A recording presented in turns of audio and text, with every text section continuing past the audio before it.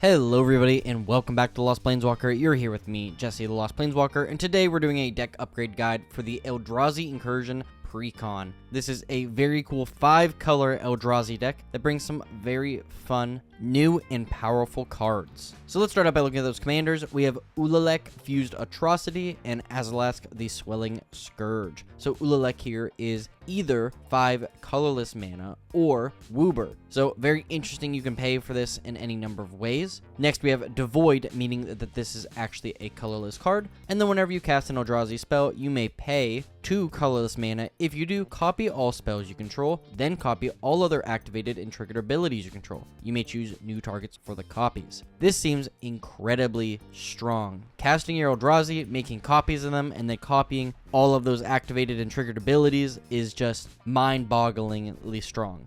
So the other one here is Azalask the Swelling Scourge, 3 generic legendary creature Eldrazi with whenever Azalask the Swelling Scourge or another colorless creature you control dies, you get an experience counter. Then for Wooburg, creatures you control get +X/+X until end of turn, where X is the number of experience counters you have. Scions and Spawns you control gain Indestructible and Annihilator 1 until end of turn. So Azalask here is pretty interesting because it focuses around those small creatures, especially the Scions and Spawns, giving them Indestructible, Annihilator, and making them much bigger. So there's really 2 distinct play patterns in this deck. I think Azalask makes a better 99 card than Ulalek would make in Azalask's deck. So we're gonna go with the assumption that Ulalek here is going to stay the commander. So I'm gonna run through new cards I think you should cut, and then some interesting cards I think you should add based on the cards that I decided to cut. Now, I'm not going to read through all the new cards because it's going to take forever, but I'll just read them out here and put the images, so if you want to check those out, you can. We have Angelic Aberration, Benthic Anomaly, Bismuth Mind Reader, Chittering Dispatcher, Eldrazi Confluence, Eldritch Immunity, Hideous Taskmaster,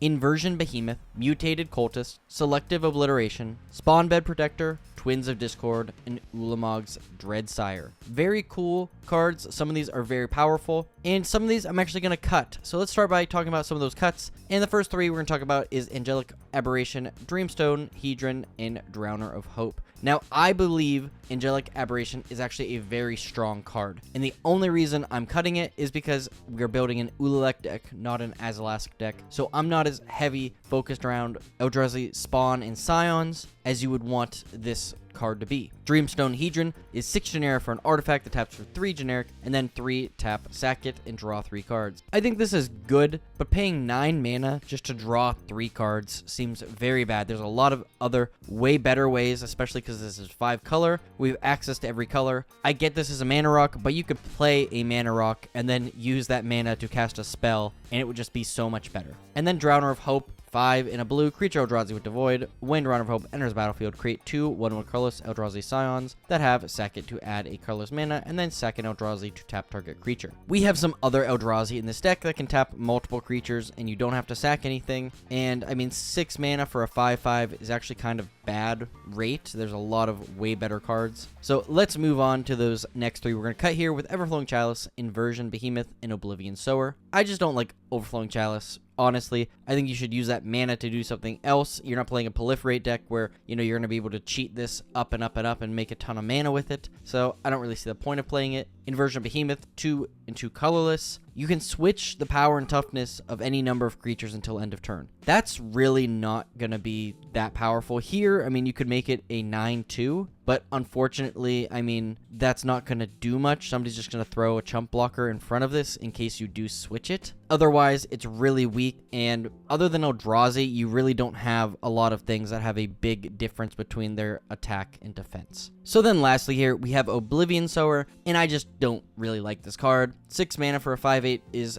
okay. It's an Eldrazi. You're going to get to exile some stuff and put lands onto the battlefield. I just don't think it's really worth it. There's no strategy in this deck that particularly pertains to you exiling stuff or playing extra lands, so I really just don't see the point other than getting a 5/8, which we have much better creatures than that. And the last 3 cards I want to cut here are Rishkar's Expertise, Skittering Invasion, and Snapping Voidcraw. Rishkar's Expertise, 6 mana, draw a card for the greatest power among creatures you control. Okay. You may cast a spell with mana value 5 or less from your hand without paying its mana cost. That's the whole downside of this card. There aren't basically any spells worth casting in this deck that are less than 5 mana. So, yeah, you could have a big Eldrazi onto the board, but if you really don't have anything worthwhile to cast off of it, what's the point? Skittering Invasion, 7 generic Kindred Sorcery Eldrazi with create 5/0/1 Eldrazi spawn creature tokens that have sacked this to add a colorless mana. Again, you're paying 7 mana to make 5 mana, essentially. So why are you doing this? And then Snapping Voidcraw, 1 green and a blue. You can tap it to add Soul Ring mana, or you can sacrifice it to draw a card. There's better things we can put in this deck to generate mana than this. So, yeah, this just dies to removal as well. It's just not worthwhile. Now let's talk about some new cards to add, and I don't want to really go into depth about this first section because these are all pretty expensive Eldrazi. Obviously, it's all the legendary Eldrazi creatures that you would want to include in a deck like this if you really wanted to go all out. So we have Emrakul the Promised End, Emrakul A World Anew, Kozilek the Butcher of Truth, Kozilek the Broken Reality, Kozilek the Great Distortion, Ulamog the Ceaseless Hunger, Ulamog the Defiler, Ulamog the Infinite Gyre, and lastly, Zuladok Void Gorger. All these legendary Eldrazi are known to players. You know, they're pretty much expensive. There's a couple of them that are actually just a couple bucks. Kozilek the Great Distortion and Zuladok are both pretty inexpensive, but the rest of these are between $20 and $70 or $80. So, you know, you really can vary there, and I'm not saying you need to include any of these, but if you just want to beef up some of your Eldrazi, get some really good cast triggers, obviously all of these are very powerful. This includes the 3 new ones. We have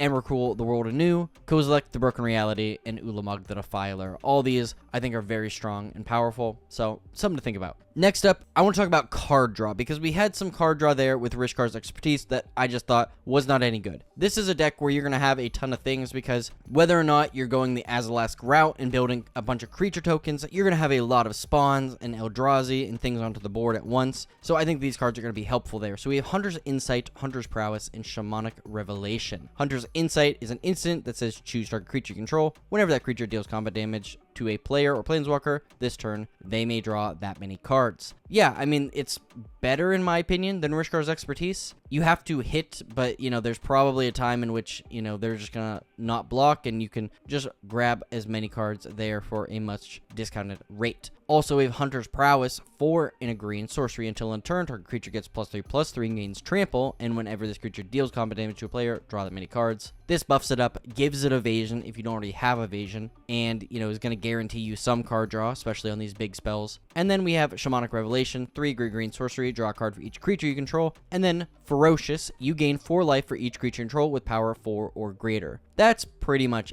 every big Eldrazi in this deck. You know, we have some little guys here, but most of the Eldrazi are nice and big. So we're going to be gaining a ton of life off that, in addition, drawing a ton of cards based on the number of creatures you control. So that's why I liked all of these over Rishkar's Expertise, card draw wise. Next up, I want to talk about mana generation, because we had a couple things that I took up that cared about mana generation, and these are a couple things I think just would work better. So we have Chromatic Orrery, Soul Talisman, and Thran Dynamo. Chromatic Orrery I really like here, because it's a 7 mana legendary artifact that taps to add 5 colorless, or 5 tap it, draw a card for each color among permanents you control, so that's actually pretty relevant. But it has this special end text that says you may spend mana as though it were mana of any color. Notably here, we do have a lot of Eldrazi that have colors to them, even though they're devoid, meaning they're colorless. And we have a lot of really good lands in this deck to help you filter that out. But I especially like, you know, this giving you 5 mana every turn